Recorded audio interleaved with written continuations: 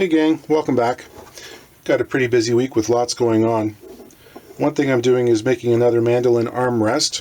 A few of you who have been around long enough will remember that video I made several years ago about making them. And I'll try to link to that in the description or on the screen if I can figure out how to do that.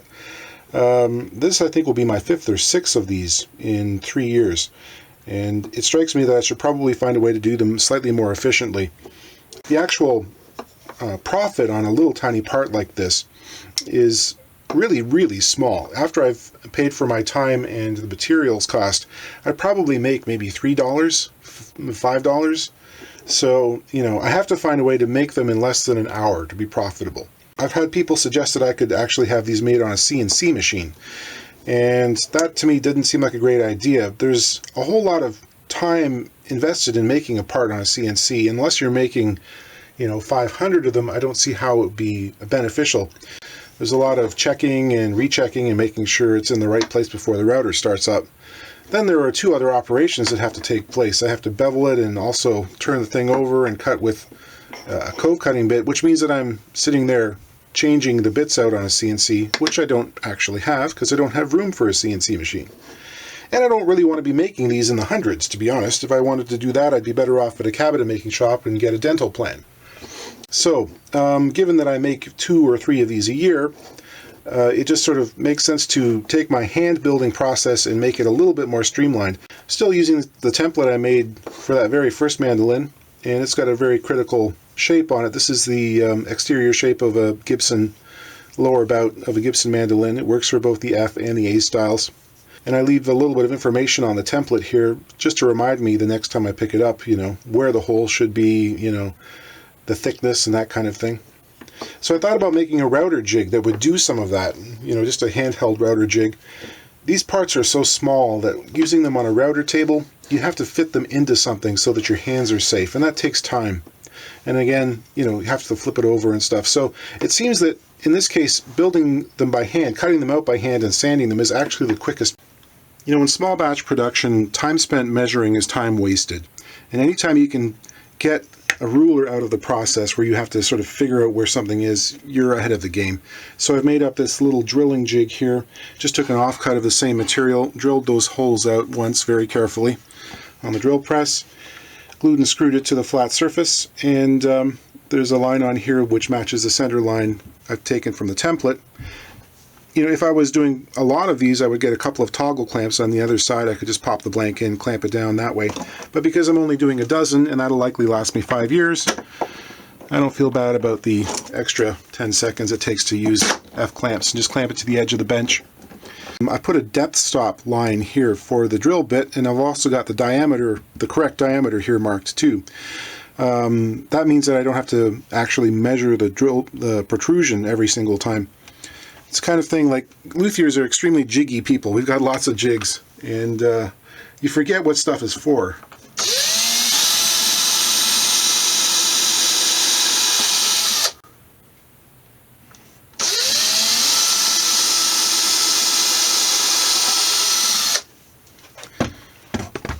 There we go.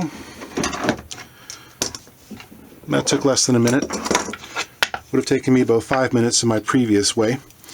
And now I've got these drilled in the right location, and I know I'm good to go for the shaping. It takes a while to learn how to use a bandsaw properly.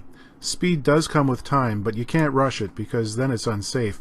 So the focus really has to be on cutting accurately. The closer you can cut to the line, the quicker the sanding will go. The oscillating spindle sander is pretty aggressive, and it makes quick work of this.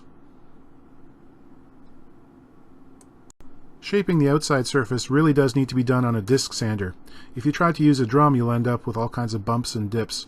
This thing leaves a nice, smooth, clean curve.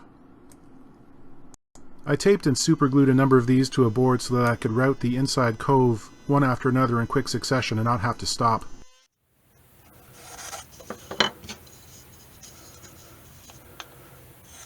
Completing the inside curve with a carving gouge and a scraper doesn't take all that long, and it's one of those jobs I wouldn't want to get rid of even if the router was faster, because it's just satisfying.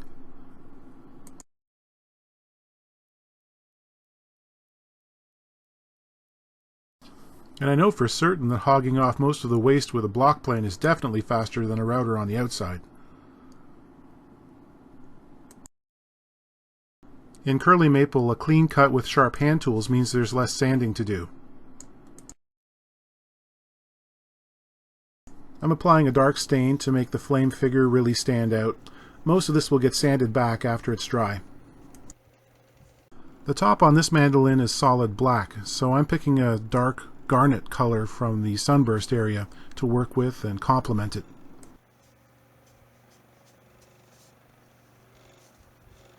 So what else have we got today? Well, this is an old Harmony, and sometime in the last year I installed this de-armament pickup in it for a gentleman, and he decided he was going to sell the guitar, and there was some serious misfortune.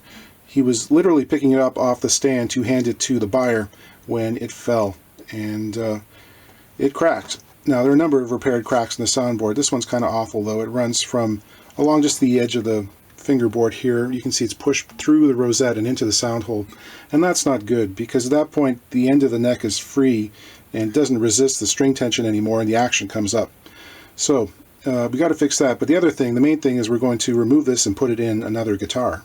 Here's a quick tip if you're going to be working on an old guitar that's got loose tuner bushings. You know, the kind that as soon as you take off the strings and turn it over, they tend to roll across the shop floor into some dark corner. Rather than try to tape those down to what could be fragile lacquer, just wrap a rubber band around them. That'll hold them in place until you can address it properly. I usually just use a little super glue on the shaft there to hold them down. So we got this original old Fender here, vintage guitar. It says patent applied for on the bridge. This is an original Fender Broadcaster, which is the name they had before they had to change it to a Telecaster for copyright reasons. Anyway, I mean, these old guitars, the neck pickup in them, no one likes them because they're really dark sounding, very muffled, kind of like, they're designed to sound more like a bass than a guitar. So most people don't use them. And I think it's a great idea. We'll just cut a hole here in the old Bakelite guard, plop that right in there. It'll be a serious upgrade. What do you think, guys? Good idea? Alright, you got me. It's not an original 1950 Broadcaster. I wouldn't do that. I'm not that silly. I'm not as squeamish as some people about modifying old guitars, but I wouldn't do that to a Broadcaster. It's a nicely made copy. Good quality stuff in there.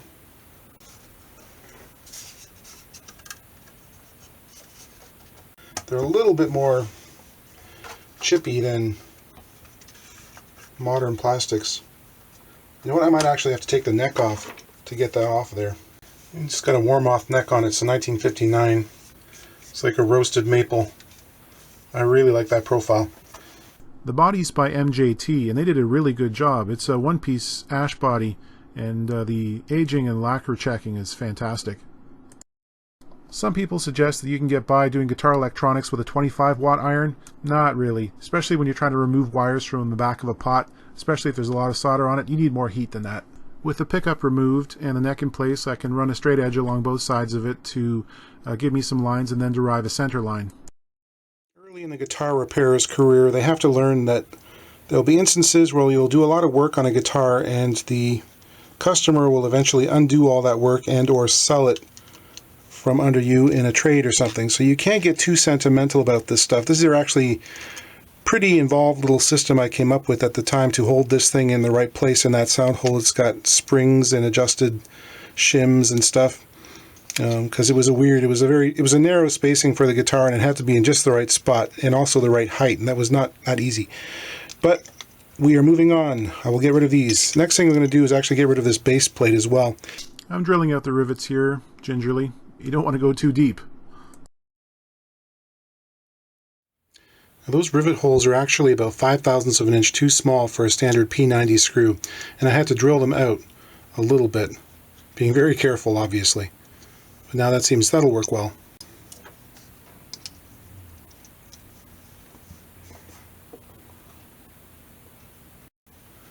I'm going to drill out the corners here in the cutout, and usually I go along with a little circle template here to see which drill bit I should use to drill them. And to be honest, these gold foils, they're really inconsistent. One of these is like much larger than the others. The radii aren't consistent all the way around. It's also like a little oblong too. So you got to sort of kind of average it out and find the one that works best for all of them. I think 5/16ths of an inch is going to work here. In the end, I decided to drill a little bit shy of the lines and use some round files and sandpaper to perfect the fit for each corner.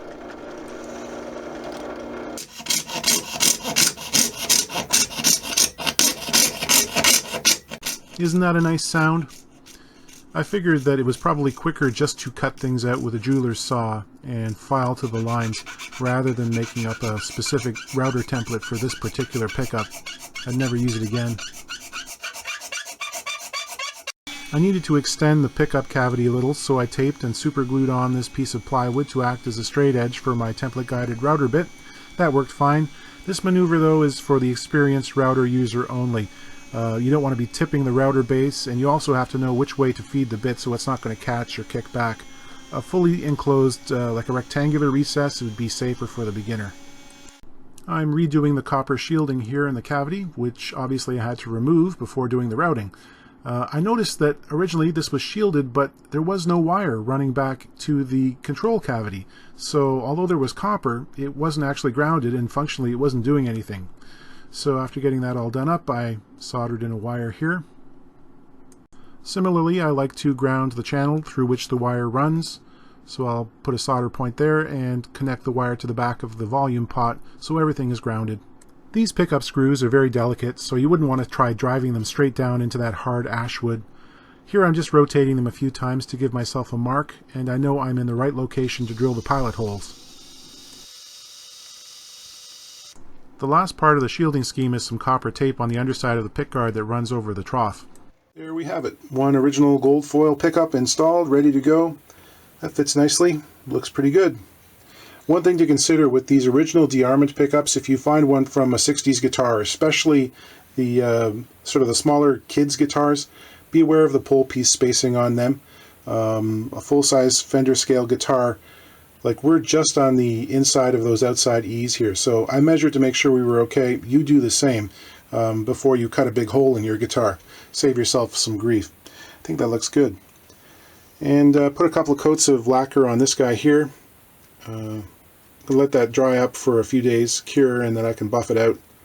I think that's going to look nice against the black of his mandolin top.